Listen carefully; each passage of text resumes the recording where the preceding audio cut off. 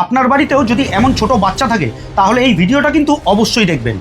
তার আগে বলে রাখি, যারা ধর্মবিশ্বাসী নন, যারা পূজা অর্চনা, ঠাকুর দেবতা এবং সাধ্য সাধনাতে বিশ্বাসী নন, এই ভিডিওটি কিন্তু তাদের জন্য নয়। অনেকেই এটাকে কুসংস্কার অথবা অন্ধবিশ্বাস বলতে পারে, তবে আপনাদের অবশ্যই জেনে রাখা প্রয়োজন গত 23শে ফেব্রুয়ারি থেকে আগামী 3রা মার্চ পর্যন্ত রয়েছে হোলা স্টক। এই হোলা স্টকটি হলো হোলির 8 দিন আগের এমন একটি সময় যাকে হিন্দু ধর্মে কিছুটা অশুভ বা সংযমের সময় হিসেবে ধরা হয়।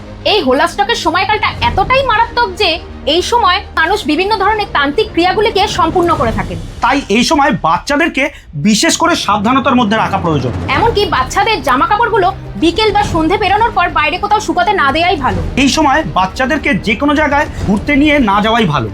অচেনা কোনো মানুষকে বাচ্চাদের জামা কাপড় বা বাচ্চাদের অন্যান্য জিনিসপত্রকে স্পর্শ করতে দেওয়ার একদমই উচিত নয়। তাই এই সময় বিয়ে, গৃহপ্রবেশ, নতুন নামকরণ, নতুন ব্যবসা শুরুকে এড়িয়ে চলাই ভালো। এই সময় যদি মহামৃত্যুঞ্জয় মন্ত্র পাঠ করা যায় তাহলে ভীষণই ভালো। ভগবান বিষ্ণু ও শ্রীকৃষ্ণের নাম স্মরণ করা এই সময় খুবই ভালো। ভজন কীর্তন করা, দান ধ্যান করা এই সময় ভীষণই ভালো বা শুভ মনে করা হয়। পারলে হনুমান চালিসাও পাঠ করা যেতে পারে। এছাড়াও গায়ে মাতাকে খাবার খাওয়ানো শুভ মনে করা হয়। এই অশুভ সময়টি শেষ হয় হোলিকা দহনের সাথে, সেই জন্য হোলিকা দহনের সময় একটি গোটা নারকেল সেই দহনের মধ্যে দেওয়া অতি শুভ মনে করা হয়। এই বিষয়টি তারা অবশ্যই মেনে চলবেন যাদের বাড়িতে ছোট ছোট বাচ্চারা আছে। আর বাকিটা তো বিশ্বাসে মিলায় বস্তু, তর্কে বহুদূর।